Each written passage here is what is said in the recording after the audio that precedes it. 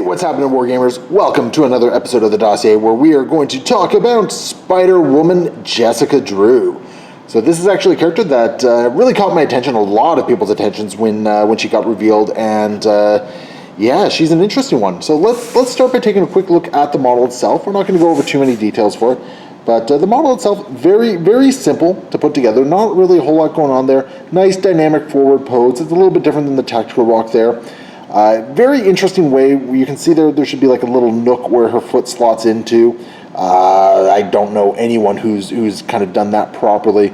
But overall, you know, it's kind of a cool model. It's very simplistic. There's not a lot of texture on the model to play with, so painting it was a little bit of an interesting challenge, but it really can allow you to play around a lot with types of shading and you know, just working on the colors. I've seen some absolutely beautiful ones that have really used purples to kind of highlight a bunch of things. As you can see, mine is a little bit more on the basic side, but overall, fun model, great model to have on the table. But that is not why you are coming to the Dossier. Excuse me.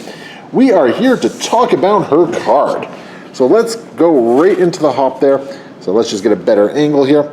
So as you can see, she is Spider-Woman and Jessica Drew. She's a 4/3/3 for her defenses.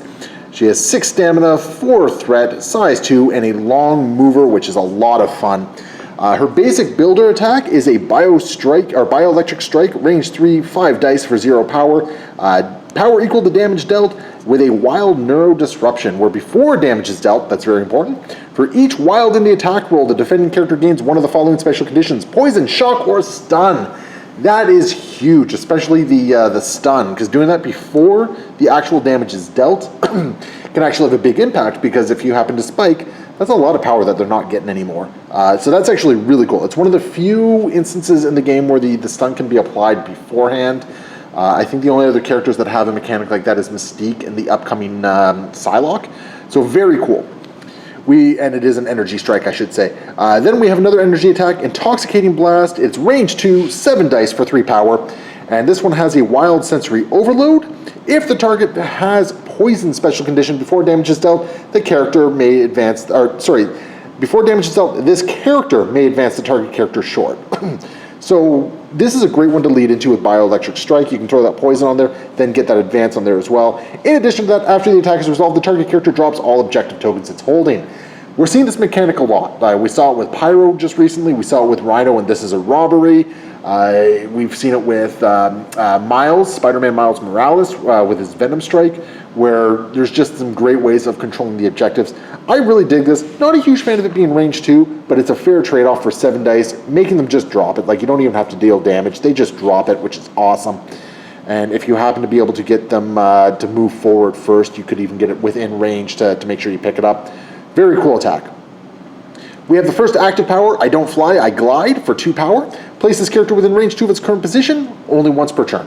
Very nice, out of action sort of movement is always really key in this game, so it's always really great to have it, especially if you have the power to use it, because anytime you can make better use of your actions, where if your actions aren't moving, I'm always a big fan of that, so really cool.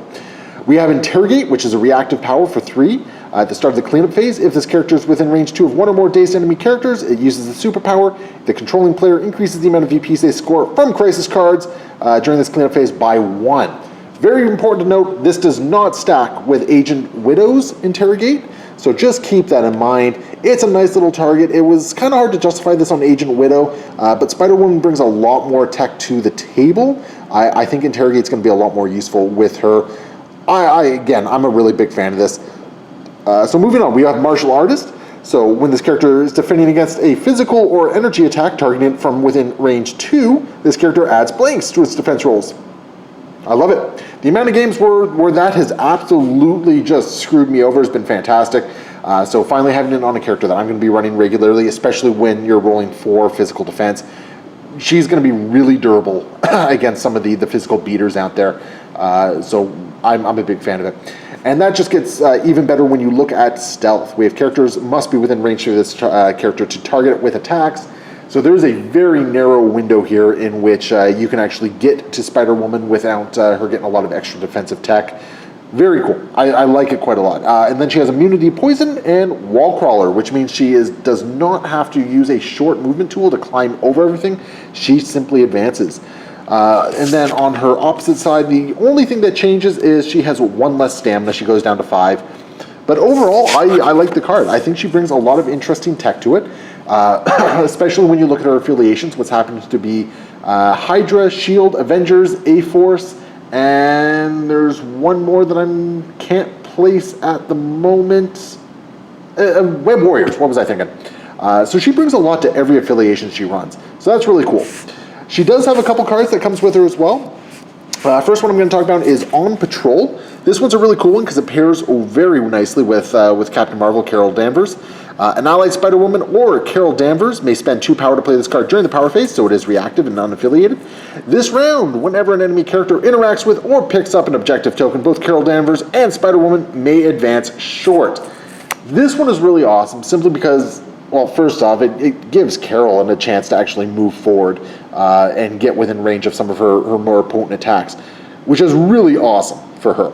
It's also really cool for Spider-Woman because maybe it means she's getting within range 2 of some enemies, so she can make better use of that martial artist. And because they are in a couple of affiliations together, A-Force and Avenger specifically, there are going to be opportunities to do this. I'm really looking forward to it. I think the timing's going to be really tricky on it, knowing when to do it. It's a shame you can't run it on turn 1 simply because, I mean, you don't have the power for it.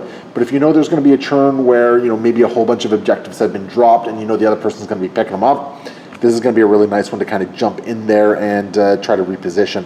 I like the card. I think it's really neat. The other card we have is Double Agent. So this one is unaffiliated, reactive. At the start of the activation phase, an allied Spider-Woman may spend 2 power to play this card.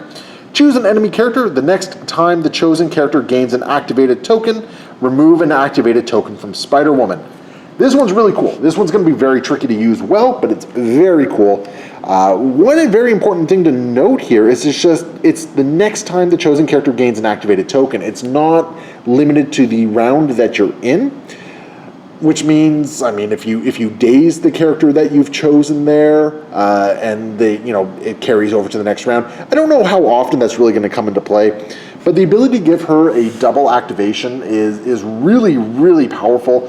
It also gives you a strange amount of control over the game as well, because all of a sudden you can use this and you can choose a character that the other player may not have necessarily wanted to activate initially, which could help you control the flow of the game, maybe throw them off a little bit, throw their game plan off. It also means that a lot of attention is probably going to be played on Spider-Woman. And you can really kind of control the flow of how everything is going down there. Honestly, I've yet to actually get the remove the activated token from her on this one. However, there have been a number of games where I've run this, and it's forced the other player to make attacks against Spider-Woman that maybe they didn't want to make, or activate a character first that they weren't planning on activating, maybe a support character or something like that, or a character that typically is used for cleaning up a whole bunch of stuff at the end of a phase.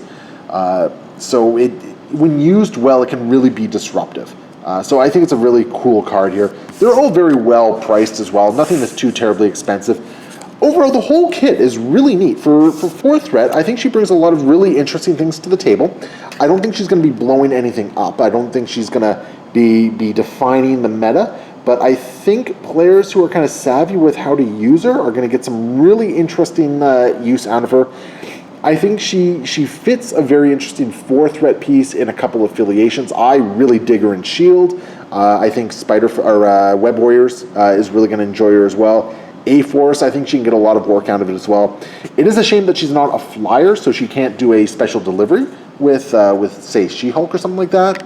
But probably for the best, because, a special delivery long move it's a little rude at times. Not going to lie about that one. But overall, I really dig Spider-Woman Jessica Drew. I think she's an excellent addition to the game. I think she was a lot of fun to paint up, and I think she's a lot of fun on the table itself. She brings some interesting puzzles for your opponent to figure out and play with. And yeah, I think players who really spend the time to get to know her and really get a feel for her are really going to be rewarded for that sort of dedication. So that is it for this episode of The Dossier. Thank you so much for watching. Leave your comments below. What do you think about Spider-Woman Jessica Drew? And of course, if you're looking for more ways to support the channel, hit up the Patreon in the link below. Any support is definitely appreciated, and we love you all for that one. And as usual, happy wargaming. We'll see you next time.